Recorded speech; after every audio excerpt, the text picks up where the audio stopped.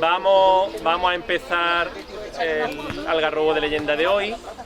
Este algarrobo de leyenda va a estar basado en el bicentenario del Ayuntamiento de Algarrobo. Era un algarrobo de leyenda que teníamos previsto, que la pandemia no nos dejó realizar, y bueno, y Pepe, dentro de la Semana Cultural de este año, me propuso retomarlo y que lo volviéramos y lo hiciéramos para que no se quedara ahí. Entonces, en este recorrido que vamos a hacer, vamos a intentar, pues, valga la redundancia, hacer un recorrido por la historia del Ayuntamiento de Algarrobo y cómo se ha ido moviendo y cómo ha ido evolucionando con el pueblo de Algarrobo, ¿vale? Vamos a pasar por distintas zonas. Os voy a intentar también contaros ciertas curiosidades y bueno, y también haré alguna preguntilla que otra, porque si alguien lo sabe que me lo diga, ¿vale? Y como digo, bueno, vamos a intentar hacer una visión lo más realista posible de lo que ha sido el Ayuntamiento de Algarrobo en su etapa constitucional, ¿vale? Porque el Ayuntamiento de Algarrobo como tal existió antes en otros conceptos, otras maneras, pero en su etapa constitucional, desde 1821 hasta ahora, cómo ha ido evolucionando y cómo hemos llegado a lo que actualmente tenemos.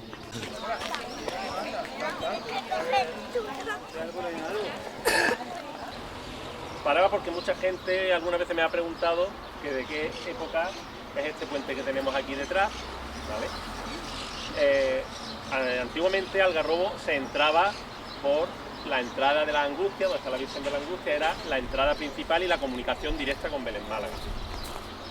Es a principios del siglo XX cuando se empieza a potenciar el crear esta carretera que venía originalmente desde la Torre Ladeada hasta Cómpeta, hasta Canilla.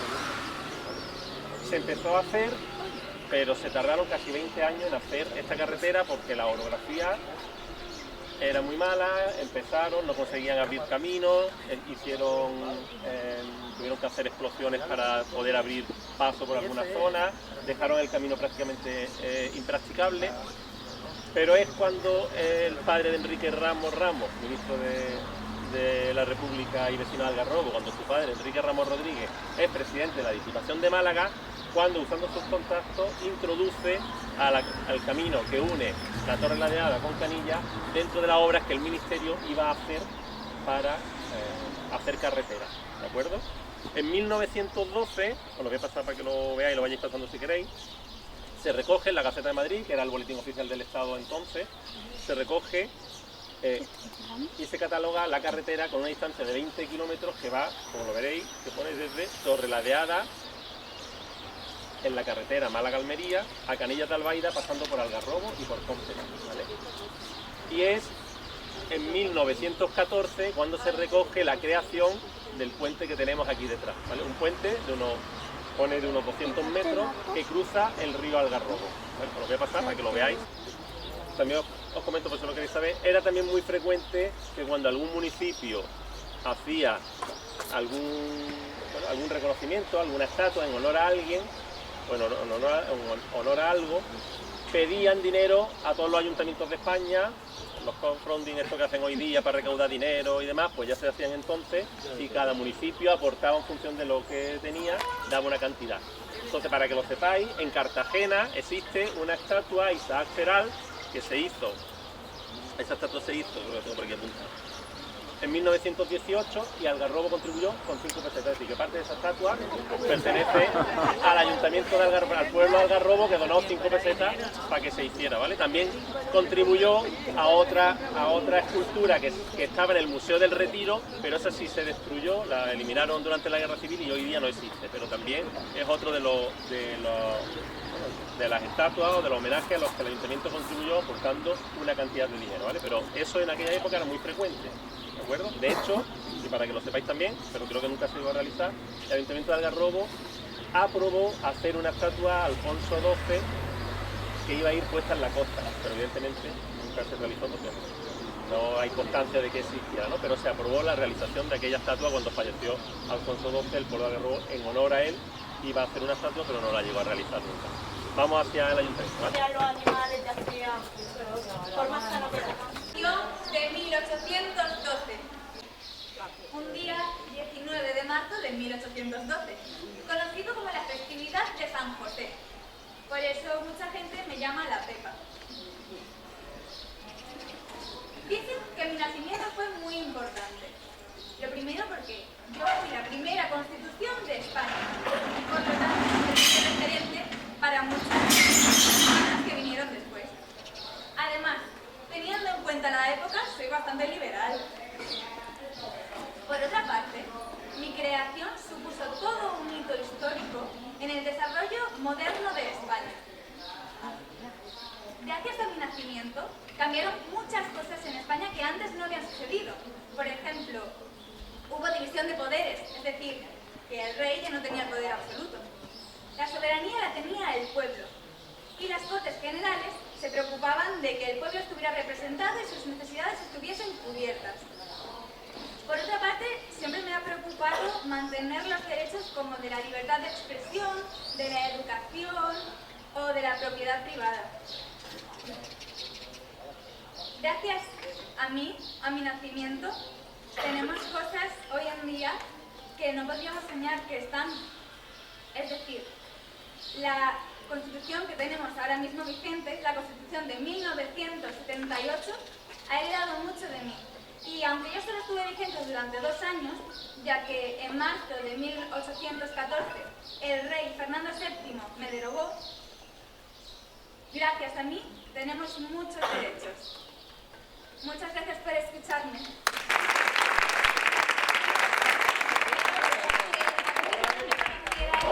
Busquéis más información sobre mí y podamos conocernos mejor a partir de ahora.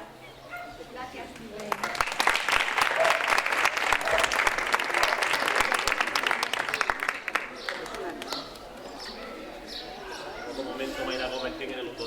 De nuestro ayuntamiento, el ayuntamiento del municipalismo en España, ¿vale? La Constitución de 1812, como bien nos ha contado la propia Constitución, viene a romper con el antiguo régimen y más aún si cabe en un municipio como el nuestro que venía de ser un señorío, es decir, era un municipio que estaba fuera de todas las leyes de los reyes de España y tenía su propia jurisdicción en cuanto a leyes y en cuanto a funcionamiento, que no tiene nada que ver con los municipios que le llamaban de realengo, porque eran de la realeza. El nuestro era un señorío y había un señor dueño que determinaba las normas, las leyes y los impuestos que se daban en Algarrobo. Por eso para Algarrobo, más que para otros municipios, esto supone una liberación y supone que varios años después pudiésemos llegar a tener un ayuntamiento.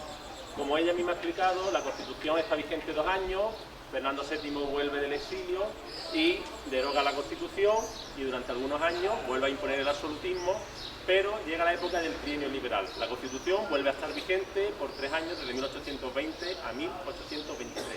Y en esos años, los gobiernos liberales impulsan la creación de los ayuntamientos. Y entonces realizan todos los desarrollos normativos que permitieron a ayuntamientos como el nuestro, a municipios como el nuestro, llegar al ayuntamiento. Es decir, crearon la obligación de que todos aquellos municipios que tuviesen más de 1000 habitantes tenían la obligación de tener un ayuntamiento. Y establecieron el procedimiento para hacerlo. Lo que tenían que hacer era, se creó una ley electoral, se produjeron unas elecciones en diciembre de 1820 y con ese gobierno que se había elegido democráticamente, tenían que solicitar a la Diputación Provincial de Málaga que querían constituir un ayuntamiento. La Diputación era la que determinaba si se hacía o no se hacía, se concedía o no se concedía el ayuntamiento. La Diputación de Málaga traslada esa petición al Ayuntamiento de Vélez, Málaga, porque además en la petición que hace el gobierno de Algarrobo en aquella época pide que Algarrobo quería algo más de terreno porque lo que tenían era el casco urbano y poco, no tenía apenas terrenos que gobernar. La Diputación traslada esa petición al Ayuntamiento de Vélez y el Ayuntamiento de Vélez, el 18 de julio de 1821, aprueba darle terrenos al Ayuntamiento de Algarrobo, que lo que hace, y por eso tenemos el término municipal que tenemos tan pequeño, es simplemente darle el trozo de terreno que en su momento un juez dijo que pertenecía al Algarrobo, porque algunos siglos antes bueno, en un siglo y poco antes, había habido un contencioso entre la ciudad de Vélez y los herederos de los señores de Algarrobo, porque Vélez decía que Algarrobo le pertenecía a ellos. Y evidentemente los herederos de los señores decían que no, que Algarrobo era propiedad de ellos. Hubo un juicio y el juez dijo que efectivamente era una propiedad privada de esa familia y determinó el área que tenía Algarrobo. Pues Vélez, cuando le tocó esto, dijo, muy bien, el juez os dijo que esto era vuestro, pues esto es lo que tenéis. Y por eso nosotros somos una isla prácticamente en medio de Vélez, ¿vale? Y tenemos muy poco terreno porque Vélez no nos iba a dar medio Vélez, de una parte, ¿vale? Os dejo también para que veáis una copia del acta original donde el Cabildo de Vélez Málaga aprueba conceder esos terrenos al Ayuntamiento de Algarrobo. Y como sé que la letra es un poco difícil, por detrás lo tenéis transcrito por si lo queréis leer y queréis saber. Igualmente de esto existe una copia impresa en una de las paredes del ayuntamiento, en la reforma que hemos hecho. Se ha incluido también esto como curiosidad, pues, bueno, para que la gente lo conozca. ¿Alguien me puede decir, además del ayuntamiento, qué otro edificio relativamente importante, aunque no del ámbito civil, había en esta plaza? El cuartel de la Guardia Civil. El cuartel de la Guardia Civil, ¿vale? Bueno, el cuartel de la Guardia Civil iban de alquiler en alquiler y recorrieron varios lugares de nuestro pueblo. De hecho, el alquiler del cuartel de la Guardia Civil lo pagaba el Ayuntamiento de Algarrobo, ¿vale? Era una de las cosas que tenía que pagar el Ayuntamiento, era el alquiler del cuartel y todo su mantenimiento, ¿vale? Cuando no había dinero lo conformaban, le compraban una bandera de España y con eso lo contentaban, ¿no? Pero le pagaban el alquiler y el mantenimiento, ¿vale?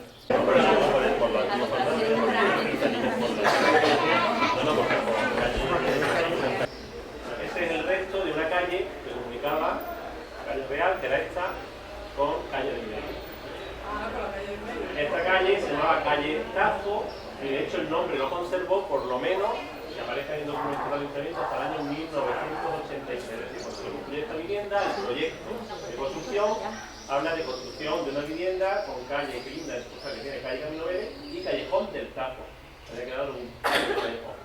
Pues era una calle que comunicaba esta zona baja con la calle del medio, además tenía una bifurcación arriba y entraba por todos lados a la calle del medio. Bueno, hoy día el único vestigio que queda de esa calle, de ese callejón Coey, es ese hueco que queda aquí, y dentro de allá las viviendas que hay, porque en su momento las construcciones ocuparon parte de la calle, de los viales, porque tampoco eran viales como hoy día, eran prácticamente caminos, y evidentemente pues, conforme se fue urbanizando, no es el único que tenemos. Aquí al lado, calle Pozuelo, también tenía una salida que comunicaba también hacia atrás, hacia calle San José, y también dentro del tiempo. De ahí sí existe todavía un trozo de calle que no se ve porque está, digamos, casi como zona privada, son traseras de vivienda, pero está la calle con los escalones tal y como era antiguamente, pero que no está accesible al público porque hay una puerta por ambos lados que evita que se pueda, bueno, por un lado la puerta, por otro lado la vivienda, que evita que se pueda entrar, pero sí existe. Simplemente era por ser ustedes, porque aquí había una calle que comunicaba. Seguimos un poquito más abajo.